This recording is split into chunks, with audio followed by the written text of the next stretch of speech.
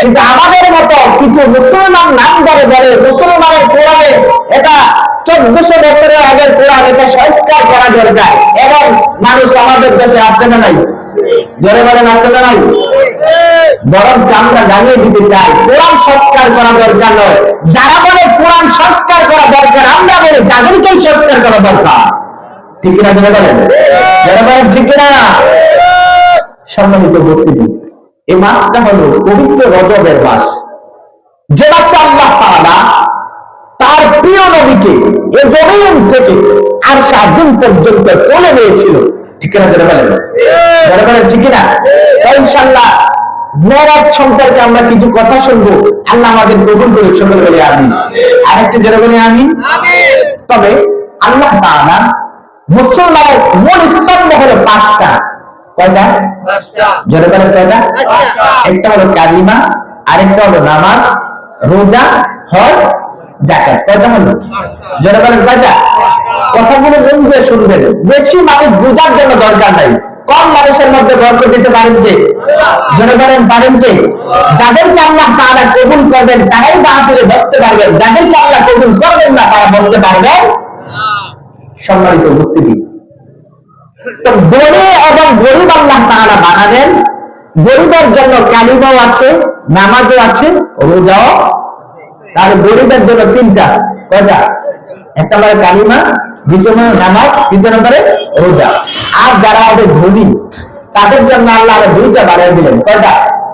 হজ এবং যাকাত। এটা শুধু গরিবের জন্য। গরিবের জন্য আজকে যারা গরিব তারা আফসোস করে, আয় আল্লাহ যদি তুমি আমার ধনী বানাইতা। হাসরের ময়দানে ধনীরা আফসোস করবে, আয় আল্লাহ তুমি যদি আমার গরিব বানাইতা। সুবহানাল্লাহ, জোরে বলবেন না?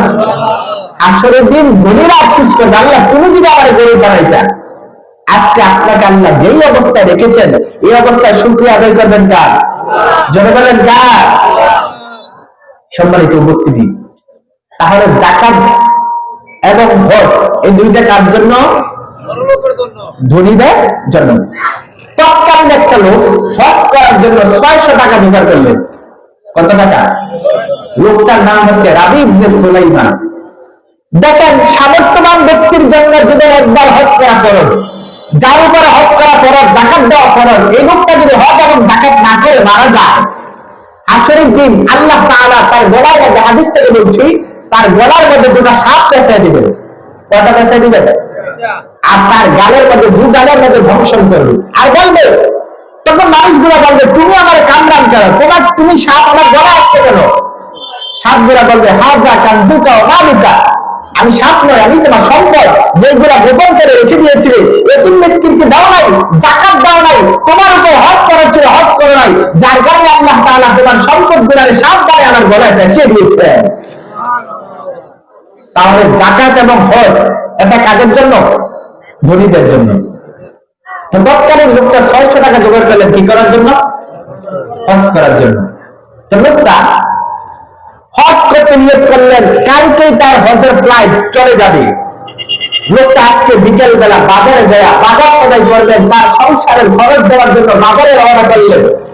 যে মাত্র বাজারের কাছাকাছি গেলেন, যাওয়ার পরে দেখলেন একটা মহিলা রাস্তার পাশে পুষ্করে, রাস্তার পাশে খালের মধ্যে নামলেন। নামার পর একটা ব্যাগ বের করলেন, ব্যাগ থেকে একটা ছুরি বের করলেন। বের করার পরে ছুরি দিয়া মরা এক শূকরের গোশতগুলো কেটে কেটে তার ব্যাগের মধ্যে দিচ্ছেন। কিসের গোশত? মরা শূকরের গোশত। আচ্ছা, এটা জায়েজ না নাজায়েজ? হালাল না হারাম? আল্লাহ তাআলা কোরআনে বলে, হুররিমাত আলাইকুমুল মাইয়িতাতু ওয়াদ-দামু ওয়া লাহমুল খিনজির। আমি আল্লাহ তাআলা তোমাদের জন্য শূকরের গোশত হারাম করে দিয়েছি। হারাম কে করেছেন? তো মহিলা কিসের গোশত নেয়? শূকরের গোশত। মরা না যেটা? মরা শূকরের গোশত ব্যাগের মধ্যে দিচ্ছে। আর রাবি ইবনে সুলাইমান বাজার করার জন্য বাজারে যাচ্ছেন, তিনি হঠাৎ করে দেখলেন মহিলা শূকরের গোশত ভেঙে দিচ্ছেন। রাবি ইবনে সুলাইমান বাজারে না গিয়া খালের সাইডে নাই না, মহিলার পিছনে গিয়ে দাঁড়ালেন। মহিলা পিছন থেকে দেখা আজকে উল্টা বাড়ির দিকে রওনা করলেন। রাবি ইবনে সুলাইমান বলল, আমি আজকে বাজারে যাব না, দেখি এই মহিলা শূকরের গোশতগুলো নিয়ে কি করে।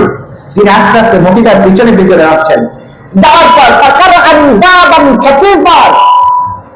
দরজার মধ্যে আঘাত করলেন, দরজা খুলে দিলেন। রাবী ইবনে সুলাইমান পিছনে পিছনে গেলেন, যাওয়ার পরে দেখলেন ওই মহিলা দরজাকে খুললেন, ঘরের ভিতরে 4 জন যুবতী মেয়ে। কয়জন? তাদের পরের কাপড় গুলো একেবারে ছিঁড়া পাড়া, ভালো নয়, তেমন ভালো নয়। তো রাবী ইবনে সুলাইমান পিছনে দেখলেন, আর মহিলা ঘরে ঢোকার সাথে সাথে দরজা বন্ধ করে। রাবী ইবনে সুলাইমান কয়, মহিলার সাথে কেমনে কথা বলি? এবার রাবী ইবনে সুলাইমান ঘরের দরজার পাশে দাঁড়াইলেন, দাঁড়িয়ে দেখে বললেন মা। কারণ মার চাইতে একটা মধুর শব্দ আর হতে পারে? মা ঘরে ডাক দিলে কেউ কোনো কিছু মনে। রাবী ইবনে সুলাইমান দরজার সামনে দাঁড়িয়ে ডাক দিলেন মা, আপনি একটু দরজাটা খোলেন, আপনার সঙ্গে একটু কথা বলার জন্য আসলাম, দরজাটা খোলেন। রাবী ইবনে সুলাইমানের কথা শোনার পরে মহিলা ভিতর থেকে বললেন, তুমি চলে যাও, তোমার যাওয়ার মতো কোনো কিছু আমার কাছে নাই। মহিলা মনে মনে ভাবলেন, এটা মনে হয় কোনো ভিক্ষুক আছে, এই জন্য তোমার যাওয়ার মতো কিছু আমার ঘরে নাই, তুমি চলে যাও। রাবী ইবনে সুলাইমান দেখে বললেন, মা আপনি আমার কিছু দেওয়ার কোনো প্রয়োজন নাই, আমি আপনার কাছে আসলাম কোরআন থেকে একটা ওয়াজ শোনানোর জন্য এসেছি। মহিলা তখন ডেকে বললেন, রাবী ইবনে সুলাইমান তুমি আমার কি ওয়াজ শোনাইবা? তোমার চাইতে কোরআনটা আমি আরো ভালো জানি। আল্লাহু আকবার। তোমার চাইতে আমি আরো ভালো জানি। বুঝলে তো? ওকে বল, এদিকে বল। তুমি তোমার চাইতে আমি আরো ভালো জানি। মা আপনি যদি কোরআনটা আমার চাইতে ভালো জানেন, মহিলা দেখে বললেন, কোরআন আমি তোমার চাইতে ভালো জানি। কেমনে? আমার স্বামী ছিল জগৎ বিখ্যাত একজন আলেম, আমি একজন কোরআনের হাফেজা, আমার 4 জন মেয়ে ঘরের মধ্যে 4 জন কোরআনের হাফেজ, সুতরাং তুমি কোরআন জানো আর না জানো, তোমার চাইতে আমি ভালো জানি। আল্লাহু আকবার। রাবী ইবনে সুলাইমান বলে, মা আপনি যদি কোরআন আমার চাইতে ভালো জানেন, তাহলে আপনি শুকরের গোশতগুলো কেন আনলেন? এগুলো তো হারাম, আপনি কেন আনলেন? মহিলাকে এগুলো হারাম, এটা তোমার চাইতে আরো ভালো জানি। মা যদি জানেনই তাহলে কেন আনলেন? ওই মহিলা ডাক দিয়ে, রাবী ইবনে সুলাইমান তুমি তো আমার চিনো না, আমি এমন বংশের একজন মহিলা, আমার বংশের যিনি প্রধান ছিলেন তিনি হইলেন রাহমাতুল লিল আলামিন। আমি নবীর বংশের একজন মহিলা, তাহলে তোমার চাইতে আমি ভালো জানি। দেখেন এটা কি সাধারণ বংশ? যারা বলেন সাধারণ বংশ, আমি নবীর বংশের একজন মহিলা, তাই শুকরের গোশত কেন আনলেন? মহিলা তখন ডাক দিয়ে বললেন, রাবী ইবনে সুলাইমান তুমি যেহেতু আমার মা দেখেছ, তাহলে তোমারে আমি আমার সন্তানের মতো মনে করে কথাটা বললাম। বাবা আমার স্বামী ইসলামের জন্য যুদ্ধ করে পৃথিবীর জমিন থেকে বিদায় নিয়েছেন, আমার ঘরে 4 জন মেয়ে আছে রে, আজকে 4 দিন হয় আমার চুলায় কোনো আগুন জ্বলে না। আমি নবীর বংশের মহিলা, আমার ফ্যামিলিটা নবীর বংশের ফ্যামিলি, আমার মেয়েগুলা 4 জন যুবতী মেয়ে, আমি না 4 দিন না খেয়ে থাকতে পারি, কোনো দুঃখ নাই।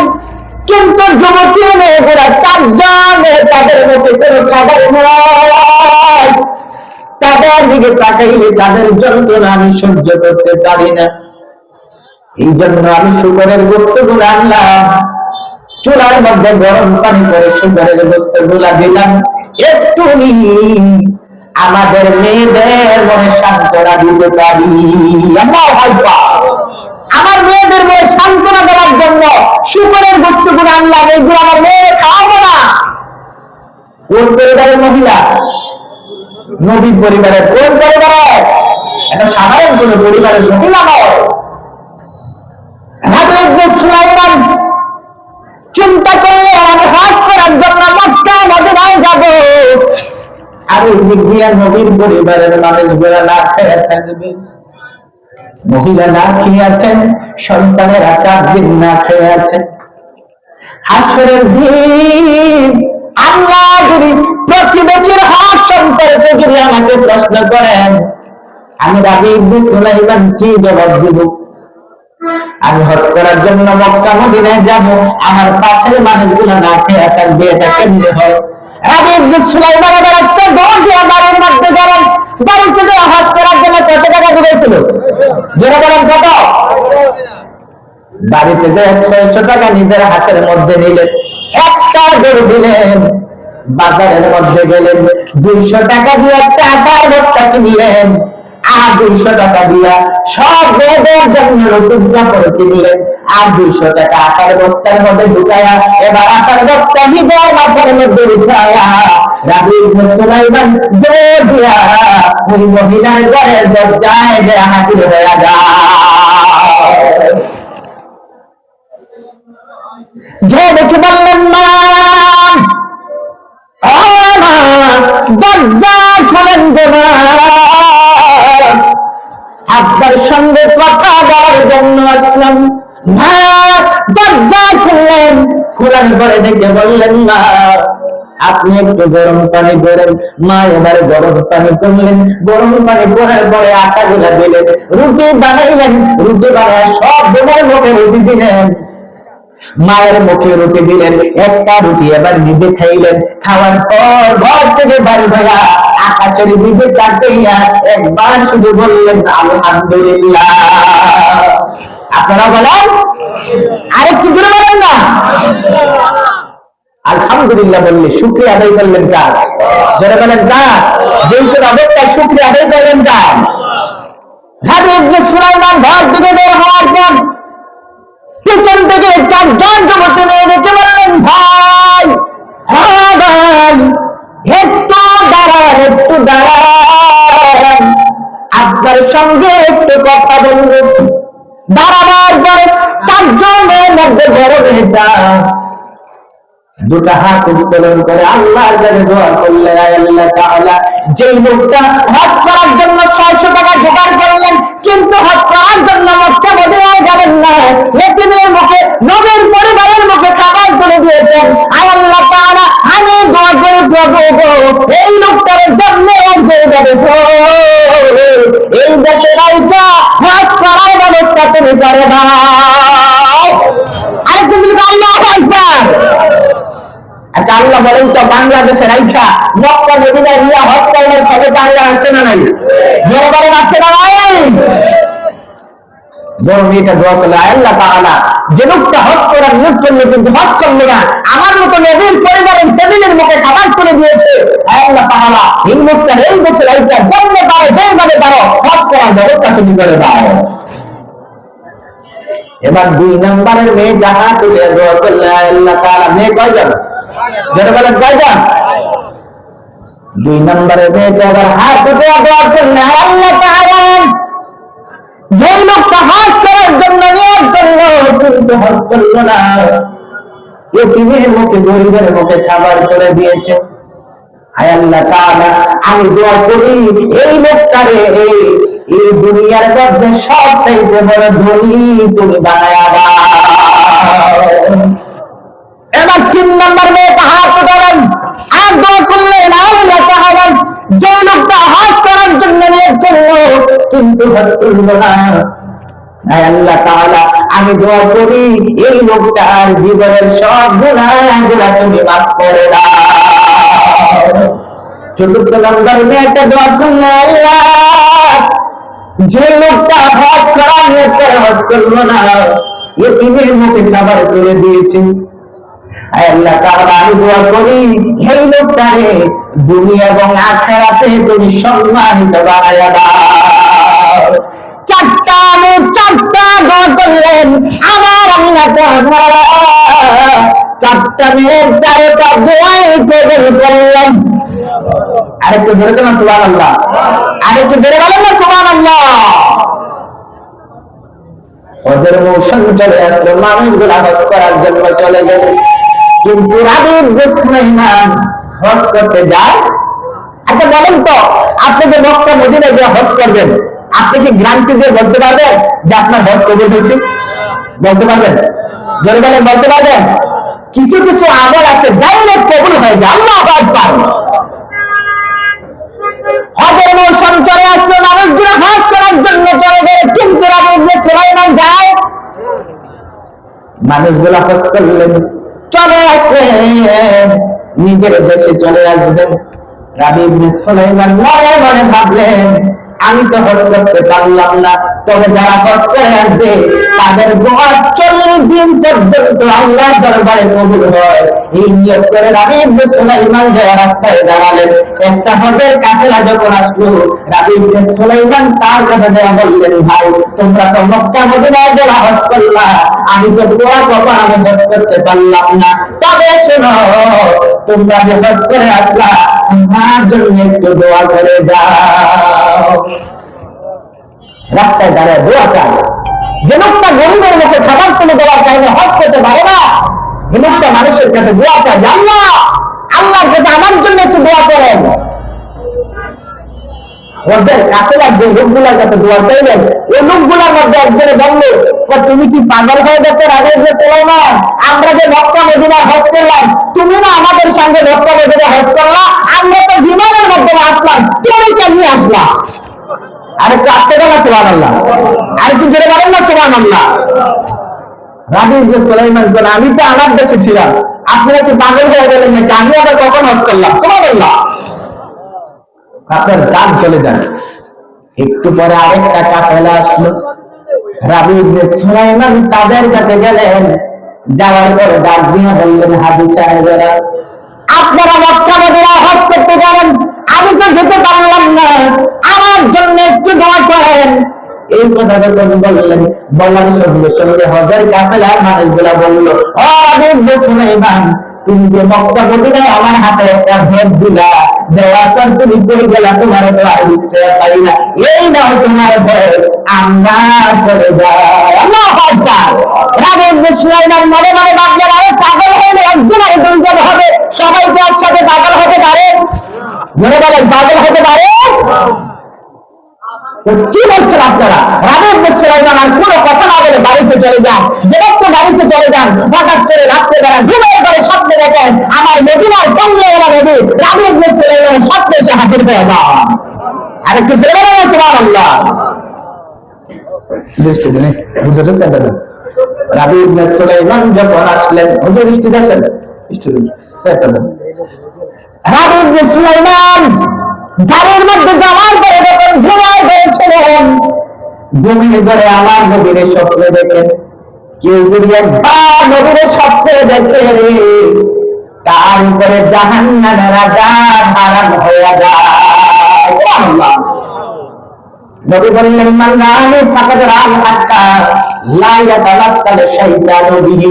কেউ যদি একবার আমার স্বপ্নে দেখে, সে যেন সত্যি আমারে দেখলো, কারণ শয়তান আমার আকৃতি ধরতে পারে। রাবী ইবনে সুলাইমান ঘুমের ঘরে হঠাৎ করে নবীর স্বপ্নে দেখলেন। দেখার পরে নবীকে জিজ্ঞাসা করলাম, পয়গম্বর, পয়গম্বর, নবী গো, আমি তো মক্কা মদিনায় যাই নাই, কিন্তু হাজী সাহেব বলে আমার নাকি মক্কায় দেখছে, কেমনে দেখছে আমি তো জানি না, আমার সাথে কি যেন হাতের মধ্যে মালসামালা দিয়েছে, এইগুলা কি দিয়েছে তাও তো আমি দেখি নাই। হঠাৎ করে ঘুমার করে আমার নবী দেখতে মানে তুমি জানেনি তুমি কোন পরিবারের মানুষের খাবার দিয়েছ, তুমি নবীর পরিবারের মানুষের খাবার দিয়েছ। রাবী ইবনে সুলাইমান, তুমি মক্কায় যাও নাই, মদিনায় যাও না সত্য, তবে আমার আল্লাহ তাআলা একদিন তোমার আকৃতি দিয়া আমার আল্লাহ তাআলা তোমার হত্যা ফেরেশতার মাধ্যমে করিয়েছে। সুবহানাল্লাহ। বের করবেন না, তুমি মক্কা মদিনায় যাও না, কিন্তু আল্লাহ তাআলা একজন ফেরেশতারে তোমার আকৃতি দিয়া তোমার হত্যা আল্লাহ তাআলা ফেরেশতার মাধ্যমে করিয়েছেন। এবং সেই খবর আল্লাহ আছে না নাই? জোরে বলা আছে না নাই? সকল ক্ষমতার মালিককে, সকল শক্তির মালিককে, সকল ক্ষমতার মালিক একমাত্র আল্লাহ। ঠিক করে জোরে বলে, তুমি যেটা ইচ্ছে সেটাই করতে। রাবী ইবনে সুলাইমান এবার ঘুম থেকে উঠলেন, উঠার পরে যা ভক্তা করলেন, খোলার পরে ব্যাগের মধ্যে তাকে দেখেন, ওই ব্যাগের মধ্যে স্বর্ণ গয়নার কোনো অভাব নাই।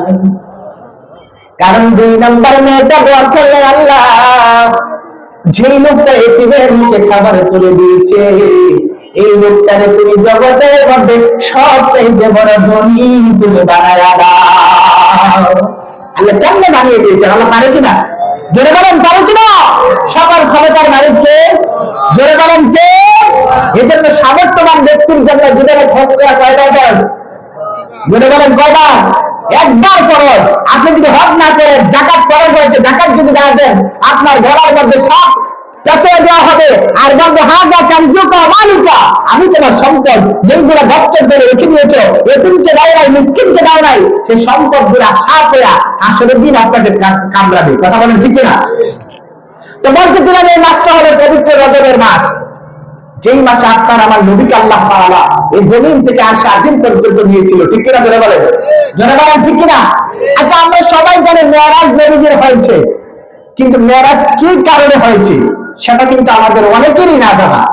আচ্ছা, মেরাজ কি কারণে নবীজির হয়েছে সেটা আমরা জানতে চাই কি চাই না? যারা বলেন চাই কি চাই না? আল্লাহর নবী তার 11 জন মতান্তরে 13 জন বিবি ছিল। কতজন? 11 জন মতান্তরে 13 জন বিবি নবীজির ছিল। নবী একদিন সব বিবিদেরকে একসাথে ডাকলেন। ডাকার পরে সব বিবিদেরকে এক একটা কাজ ভাগ করে দিলেন, যে তুমি আমার এই খেদমতটা করবা, তুমি আমার এই খেদমতটা করবা।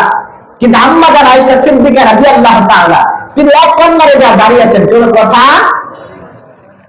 নবী যে আয়েশা করে বলেন, আয়েশা সবাইকে আমি কাজ ভাগ করে দিলাম, সবাই খুশি, কিন্তু তুমি যে কিছু কাজ চাও না, কিছু বলো না, তার কারণ কি? আম্মা জান আয়েশা বলেন, ইয়া রাসূলুল্লাহ, সবাইকে আপনি কাজ ভাগ করে দিয়েছেন, কিন্তু আমি আয়েশা আপনার কাছ থেকে একটা কাজ আমি চেয়ে নেব। কিভাবে তো আয়েশা কি কাজ চাইতে চাও? এবার আয়েশা বলেন, ইয়া রাসূলুল্লাহ, আমি প্রতিদিন আপনার গোসলের দায়িত্বটা নিতে চাই, আমি প্রতিদিন আপনার গোসল করাতে চাই। সুবহানাল্লাহ জোরে বলেন। নবীজি আচ্ছা ঠিক আছে। প্রথম দিন ভালো করে কথাগুলো শুনবেন। প্রথম দিন আম্মা জান আয়েশা আজকে নবীর গোসল করানোর জন্য একটা জল চকির মধ্যে বসালেন। মুরব্বীরা চিনেন না জল চকি? আগে জল চকির মধ্যে আমার নবীর বসালেন। আমার নবী জল চকির মধ্যে উজু করালেন। করাবার পর সবার শেষে যখন পায়ের মধ্যে পানি ঢালবেন, আম্মা জান আয়েশা নবীজির পিছন দিকে ছিলেন। পায়ের মধ্যে পানি ঢালতে নবী একটু জল চকির সামনে চলে আসলো। আম্মা জান আয়েশা যখন পানি ঢালতেন, ঢালার পরে এবার নবীজি যখন জল চকির মাঝখানে আবার বসলেন, আম্মা জান আয়েশার পায়ে একটা বুড়ি আঙুল জল চকির পায়ের নিচে পড়ে গেল। কিসের নিচে পড়লো? জল চকির পায়ের নিচে পড়ে গেল। নবীজি মাঝখানে বসে আছেন। এক পর্যায়ে আম্মা জান আয়েশা যখন পানি ঢালছেন, হঠাৎ করে নবী খেয়াল করে দেখলেন পানির সাথে কি যেন রক্তগুলা ভেসে যায়। আমার নবী আম্মা জান আয়েশাকে দেখে বললেন, আয়েশা পানির সাথে কিসের রক্ত যায়? আমি তোমার স্বামী, তুমি আমার স্ত্রী, তুমি আমার কাছে বলো। আম্মা জান আয়েশা কোনো কথা বললেন। দ্বিতীয়বার নবী বললেন, আয়েশা পানির সাথে কিসের রক্ত বেশি যায় বলো। আয়েশা এবার কথা বললেন না। তৃতীয়বার নবী আয়েশাকে বললেন, তৃতীয়বার কথা বললেন না। এক পর্যায়ে আমার নবী আয়েশা দিকে ঘুরে তাকালেন। ঘুরে তাকালেন। তাকানোর পরে দেখা যায় আম্মা জান আয়েশার গাল বেয়ে বেয়ে টপ টপ করে পানি ফোঁটা গুলা পড়ছে। আমার নবী আম্মা জান আয়েশাকে বললেন, ও আয়েশা তুমি কি জন্য কাঁদেন? আম্মা জান আয়েশা বলেন, ইয়া রাসূলুল্লাহ, আপনি যখন জল চোখের সামনে চলে গিয়েছেন, আমি আয়েশা যখন আপনার গায়ে পানি ঢেলেছিলাম, ও পয়গম্বর, পানি ঢালার পর আপনি যখন জল চোখের মাঝখানে বসলেন, আমার একটা বুড়ি আঙুল জল চোখের পায়া নিচে পড়ে গেছে। ইয়া রাসূলুল্লাহ, ওই জল চোখের পায়া নিচে পড়ার কারণে আমার আঙুলটা ফেটে রক্ত পড়া শুরু হয়ে গেছে। এইগুলা কোনো কিছু রক্ত নয়, এইগুলা হলো আমার আঙুলের রক্ত। নবী তখন বললেন, আচ্ছা তুমি আমারে বললেই তো আমি দাঁড়িয়ে যাইতাম, তুমি আমারে বললে কেন? আম্মা জান আয়েশা বলে, ইয়া রাসূলুল্লাহ, আপনি সামান্য একটা বুড়ি আঙুলের মধ্যে বসেছেন, আপনি নবী যদি আমি আয়েশার কলিজার মধ্যে যদি বসে যাইতেন, একটা বড় আমি আয়েশা আপনারে দাঁড়াইতে বলতাম না। যেরকম সুবহানাল্লাহ, আপনি তো আমার একটা আঙুলের মধ্যে বসেছেন, আপনি যদি আমার কলিজার মধ্যে বসতেন, আপনি যদি আমার কলিজার মধ্যে বসতেন, তারপরে তো আমি আপনাকে দাঁড়াইতে বলতে পারি। আল্লাহু আকবার। কি মহব্বত ছিল, কি ভালোবাসা ছিল আম্মাজান আয়েশা। এবার আম্মাজান আয়েশা নবীজির কাছ থেকে জুব্বা মোবারক খুললেন। যখন তার নবীজির জুব্বা মোবারকের বুতামের মধ্যে ধরলেন, বুতামটা খুললেন, আম্মাজান আয়েশা নবীজির কোন দিকে ছিল? জোর বলেন কোন দিকে? সবাই আমার কথা বুঝেন? এবার আম্মাজান আয়েশা নবীজির জুব্বা মোবারকটা খুললেন। খোলার পরে আম্মাজান আয়েশার নবীজির পেট মোবারকের উপরে নজর চলে যায়। যাওয়ার পরে দেখলেন আমার নবীর গায়ের মধ্যে ছোট্ট ছোট্ট বসন্তের দাগের মতো দেখা যায়। আম্মাজান আয়েশা নবীজিকে প্রশ্ন করলেন, ইয়া রাসূলুল্লাহ, আপনার কি জীবনে কোনোদিন বসন্ত হয়েছে নাকি গো? এবার আম্মাজান আয়েশা নবী বললেন, না রে আয়েশা, আমার জীবনে কোনোদিন বসন্ত হয় নাই। ও পয়গম্বর, যদি আপনার বসন্ত না হয় এই দাগগুলো আপনার কিসের? নবী কয়, আয়েশা রে, এই দাগ কিসের এইটা আমারে জিজ্ঞাসা করো না। এবার আয়েশা চুপ হইয়া দুটা হাত উত্তোলন করে আল্লাহর কাছে দোয়া করে, আল্লাহ তাআলা, মানিব আমার স্বামী, আমার পয়গম্বর, আমার নবীর গায়ে ছোট্ট বসন্তের দাগের মতো দাগ দেখা যায়, আমি আয়েশা দোয়া করি এই দাগগুলারে তুমি মুছে দাও। যে দোয়া করলেন, দোয়া করার সঙ্গে সঙ্গে সাথে সাথে নবী দাঁড়ায় গেলেন, দাঁড়ায় আয়েশার হাতে ধরলেন, ধরার পরে বললেন, আয়েশা এই দোয়া তুমি করো না রে আয়েশা। ও আয়েশা, তুমি কি জানো না এই দোয়া, এই দাগগুলো কিসের? এই দাগের কারণে কাল ময়দানে মহাশয় আমার কোটি কোটি উম্মত যখন বিপদের মধ্যে পড়ে যাবে, আয়েশা এই দাগের কারণে আমি আমার কোটি কোটি জাহান্নামী উম্মতকে জান্নাতে পৌঁছাইব। আয়েশা এই দোয়া করো না। আয়েশা বলে, ইয়া রাসূলুল্লাহ, ঠিক আছে আমি দোয়া করবো, তবে নবী আপনি বলেন এই দাগগুলো কিসের? আমি আয়েশা আপনার কাছ থেকে জানতে চাই। আল্লাহু আকবার। নবী কয়, আয়েশা রে, এই দাগের কথা যদি জানতে চাও আমার কলিজা ফেটে যায়। ইয়া রাসূলুল্লাহ, আপনি যদি না বলেন তাইলে আমি আয়েশা কেমন করে জানবো? নবী বলেন, ও আয়েশা তাইলে শোনো, যখন আল্লাহ তাআলা আমাকে বললেন, ইয়া আইয়ুহার রাসূল বাল্লিগ মা উনজিলা ইলাইকা মির রাব্বিক, ও রাসূল আপনার উপরে যে কিতাব আমি নাযিল করলাম এই কিতাব আপনি প্রচার করেন। আমি যখন মক্কায় দাওয়াত দিলাম, তারপরে আমি যখন আমার জন্মভূমি আমার মা হালিমাতুস সাদিয়ার দেশে যখন গেলাম, তায়েফের জমিনে যখন গেলাম, তায়েফের জমিনে যাইয়া আমার সাথে ছিল আমার পালক পুত্র হযরত যায়েদ। যায়েদও আমার সাথে গেলেন। যাওয়ার পরে আমার পালক পুত্র যায়েদকে নিয়ে যখন আমি তায়েফের জমিনে গেলাম, যাওয়ার পর তায়েফের মানুষদেরকে বললাম, ও তায়েফবাসীরা, তোমরা আমার সাথে পড়ো লা ইলাহা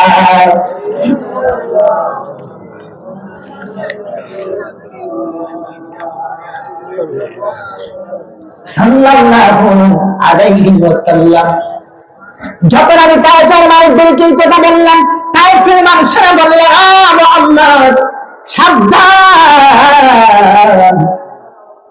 যেই কথা বলেছ দ্বিতীয়বার এই কথা তুমি বলবা না।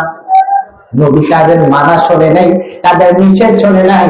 আবার নবী বললেন, এমনি ভাবে বলতে বলতে তায়েফের মানুষগুলা খেপে গেলেন। আমার নবীর উপর অত্যাচার শুরু করে দিলেন, জুলুম শুরু করে দিলেন, নবীর উপরে চতুর্দিক থেকে পাথর মারা শুরু করলেন। সাথে ছিল নবীর পালক পুত্র হযরত যায়েদ। হযরত যায়েদ যা নবীজির সামনে যা নবীকে ধরলেন, কাফেররা যেদিক থেকে পাথর মারে, ডান দিকে পাথর মারলে যায়েদ ডান দিকে চলে যায়, বাম দিকে পাথর মারলে যায়েদ বাম দিকে চলে যায়, সামনে পাথর মারলে যায়েদ সামনে চলে যায়। আল্লাহ নবী দেখে বললেন, যায়েদ এমন কেন করো? হযরত যায়েদ বলে, ইয়া রাসূলুল্লাহ, আমার জীবন থাকতে আপনাকে কাফেররা আঘাত করে দেবে পয়গম্বর। আমার জীবন থাকতে ইচ্ছা করে আপনার গায়ে আঘাত করে দেব না। নবী বলে, যায়েদ তুমি আমাকে ছেড়ে দাও, আমাকে মারে তারা আমাকে মারুক। হযরত যায়েদ বলে, ইয়া রাসূলুল্লাহ, আমার জীবনটাকে আপনার গায়ে আঘাত লাগতে দেব না। আল্লাহ নবীকে বললেন, যায়েদ আমাকে ছেড়ে দাও, আমাকে ছেড়ে দাও। সেদিন কাফেরের আঘাতে আমার নবী একবার নয় দুইবার নয়, সেদিন তায়েফের ময়দানে আমার নবী তিনবার সেদিন বেহুশ হয়ে গিয়েছিলেন। আমার নবী ঘা থেকে রক্ত পড়তে পড়তে নবীদের জোটা মোবারকটা হযরত যায়েদ যখন টান দিলেন, আমার নবী ডেকে বললেন, যায়েদ জোটা টান দিও না, জোটা টান দিও না, তুমি যখন জোটা টান দাও আমার মনে হয় আমি রহমতের নবীর কলিজা ছিঁড়া যায়। নবী এবার ডেকে বললেন, যায়েদ আমার বড় প্রচন্ড তৃষ্ণায় আমি পড়ে গেছি, যায়েদ আমার জন্য একটু পানির ব্যবস্থা করো। হযরত যায়েদ সেদিন তায়েফের মানুষের কাছে একটু পানি চাইলেন। ও তায়েফবাসীরা, আমার জন্য নয়, যেই নবীর না বানাইলে দুনিয়া হইতো না, যেই নবীর না হইলে পানি হইতো না, ওই নবী তোমাদের কাছে একটু পানি চেয়েছেন, একটু পানি আজকে নবীকে দাও। সেদিন তায়েফের একটা মানুষ আমার নবীরে একটু পানি দিলেন না। হঠাৎ করে আমার নবী যায়েদ রানের মধ্যে মাথা মুবারক করে যখন নবী একটু ঘুম যাওয়া শুরু করলেন, এমন সময় নবী দেখলেন তায়েফের জমিনে একটা মানুষ ছোট্ট একটা বকরি নিয়ে মাঠের দিকে রওনা করলেন। আমার নবী যায়েদকে বললেন, যায়েদ রে, ওই রাখালটাকে ডাক দাও আমার কাছে আসার জন্য। অদ্ভুত যায়েদ লোকটাকে ডাক দিলেন, এদিকে আসেন। আসলেন, আসার পরে নবী বললেন, তায়েফের মানুষ, আপনি আপনার বক্তৃতাকে একটু আমার কাছে দেন। তায়েফের মানুষগুলা বললেন, কেন? আপনার বক্তৃতা থেকে আমি একটু দুধ খেতে চাই। সুবহানাল্লাহ, সুবহানাল্লাহ। তায়েফের মানুষটা দেখে বললেন, মুহাম্মদ, এতদিন মানুষ তোমার পাগল বলেছে, এখন বুঝলাম সত্যি তুমি একটা পাগল। একটা ছাগলের বাচ্চা কেমন করে দুধ দিবে? তার তো বাচ্চা হয় না, একটা কেমন করে দুধ দিবে? তুমি একটা পাগল। আচ্ছা বলেন তো, আমার নবী যদি ছাগলের বাচ্চারে দুধ দেওয়ার জন্য বলেন, দিবেন কিনা? এই বিশ্বাস আমাদের আছে না নাই? যারা বলেন আমাদের আছে না নাই? নবী এবার ছাগলের বাচ্চাটাকে দেখে বলে, ও ছাগলের বাচ্চা, আমি জানি এখনো তুমি পৃথিবীর জমিনে বাচ্চা দেও নাই, কিন্তু আমি মুহাম্মদ বড় তৃষ্ণার্ত, তুমি একটু দুধের ব্যবস্থা আমার করে দাও। আমার নবী যখন এটা বললেন, ছোট্ট ছাগলের বাচ্চাটা আকাশের দিকে মাথা উঠে দেখতে পারে, আল্লাহ তাআলা, আমি জানি আমি এখনো দুধ দেওয়ার ক্ষমতা আমার হয় নাই, তবে আল্লাহ তাআলা আমার শরীরে যতগুলো রক্ত আছে এই রক্ত গুলারে দুধ বানায়া আমার ছোট্ট স্তন দিয়া আমার নবীর মুখে তুমি দিয়ে দাও। আর একটু জোরে বলেন সুবহানাল্লাহ, আর একটু জোরে বলেন সুবহানাল্লাহ। যখন এই কথা বললেন, জানার পরে হঠাৎ করে যায়েদ বলেন, আমি দেখি ছোট্ট ছাগলের বাচ্চা স্তন থেকে রে আমার নবীর মুখের মধ্যে দুধের নহর প্রবাহিত হতে শুরু করল। আচ্ছা, এটা কি শুধু যায়েদ দেখছে না, ইহুদিও দেখছে? যারা বলেন, এবার ইহুদিটা এই দৃশ্য দেখার পর ইহুদিটা কালিমা পড়ে মুসলমান হয়ে গেলেন। ইন্দিবিটান জিব্রাইল আগমন করলেন। আগমন করার পরে নবীকে বললেন, ওগো পয়গম্বর, আপনি যদি পারমিশন দেন, আপনি যদি অনুমতি দেন, তায়েফের জমিনটা আমি চূর্ণ বিচূর্ণ করে দেই। নবী বললেন, আরে জিব্রাইল, তুমি যদি তায়েফের জমিন শেষ করে দাও, বলে দাও এই রক্তমাখা ইসলাম আমি কার কাছে প্রচার করব? তুমি যাও, চলে যাও, আল্লাহর কাছে বলবা, আল্লাহ যেন এই মায়ের উসিলায় তায়েফের মানুষদেরকে হেদায়েত দান করে দেয়। সেদিন আমার নবীর গান যখন খারাপ হয়েছিল তায়েফের জমিনে মার খাওয়ার পরে, আল্লাহ তাআলা তখন জিব্রাইলকে ডাক দিলেন। ডাক দেওয়ার পরে বললেন, জিব্রাইল, আমার বন্ধুর গানটা বড় খারাপ, যাও যাও আমার বন্ধুর আমার পক্ষ থেকে দাওয়াত দাও।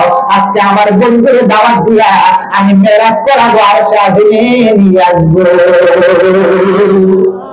সেদিন আমার নবী তায়েফের জমিনে মার খাওয়ার পর নবীর মন যখন খারাপ, অশান্ত মন সান্ত্বনা দেওয়ার জন্য আল্লাহ তাআলা আমার নবীর মেরাজ করালেন। আল্লাহ তাআলা সুবহানাল্লাযী আসরা বিআবদিহি লাইলান মিনাল মাসজিদিল হারামি ইলাল মাসজিদিল আকসা। আল্লাহু আকবার। জিবরাইল আলাইহিস সালাতু ওয়াস সালাম আমার নবী উম্মাহানির ঘরের মধ্যে ছিলেন। এমন সময় জিবরাইল আগমন করলেন। আগমন করার পরে নবীকে বললেন, ইয়া রাসূলুল্লাহ, আল্লাহ তাআলা আপনারে দাওয়াত দিয়েছেন আল্লাহর বাড়িতে যাওয়ার জন্য। আমার নবী জিবরাইল যখন আসলেন, আসার পরে দেখলেন আমার নবী ঘুমন্ত ছিল, ঘুমন্ত ছিল। কিন্তু জিবরাইলকে আল্লাহ তাআলা এত সুন্দর করে বাড়াবার পর 600 মিলের টাকা দিয়েছিলেন। জিবরাইলের গাল মতান্তরে জিব্বাটা এত ঠান্ডা ছিল, এত ঠান্ডা ছিল, পৃথিবীর মধ্যে আর কোনো কিছু এত ঠান্ডা ছিল না জিবরাইলের গালের মতো।